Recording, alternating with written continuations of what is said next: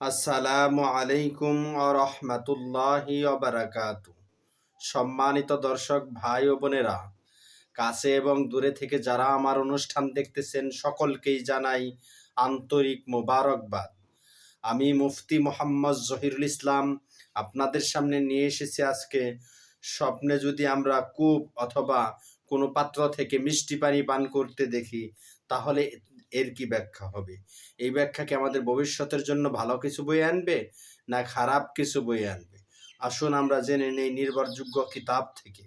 আল্লামা মুহাম্মদ ইবনে সিরিন রহমাতুল্লাহি আলাই বলেন, স্বপ্নে কূপ অথবা কোনো পাত্র থেকে পরিষ্কার মিষ্টি পানি পান করতে দেখলে সে যদি অসুস্থ হয়ে থাকে তাহলে সুস্থ হয়ে উঠবে, সুবহানাল্লাহ। আর তার মৃত্যু ত্বরান্বিত হবে না। অসুস্থ না হয়ে থাকলে সে বিয়ে করবে যদি সে অবিবাহিত হয়, আর যদি সে বিবাহিত হয় এবং সে সে রাতেই তার স্ত্রীর সঙ্গে সহবাস না করে থাকে, তার সঙ্গে সহবাস করে তার থেকে স্বাদ গ্রহণ করবে। যদি এমন ব্যক্তি হয় যে স্বপ্নে দেখে যে সে বিবাহ করেনি, তাহলে সে এমন স্বপ্ন দেখলে বিবাহ করবে।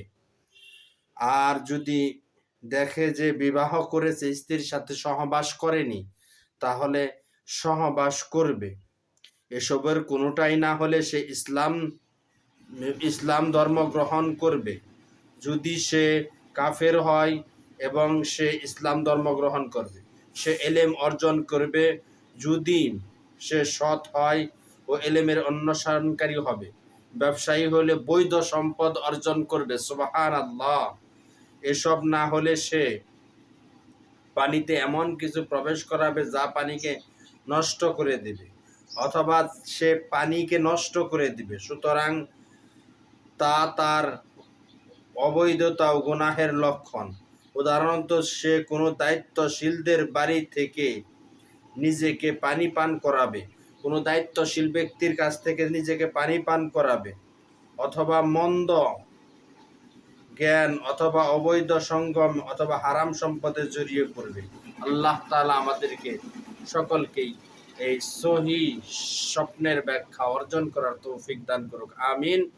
আপনাদের সকলের কাছে অনুরোধ থাকবো, পরিশেষে আমার এই ছোট্ট চ্যানেলটি সকলেই সাবস্ক্রাইব করুন, সাথে থাকা বেল আইকন বাজিয়ে দিন, লাইক করুন, কমেন্ট করুন, শেয়ার করুন এবং আপনাদের মন্তব্যগুলো জিজ্ঞাসা আকারে আমাদের কমেন্ট বক্সে জানান। আমরা উত্তর দেওয়ার চেষ্টা করব ইনশাআল্লাহ।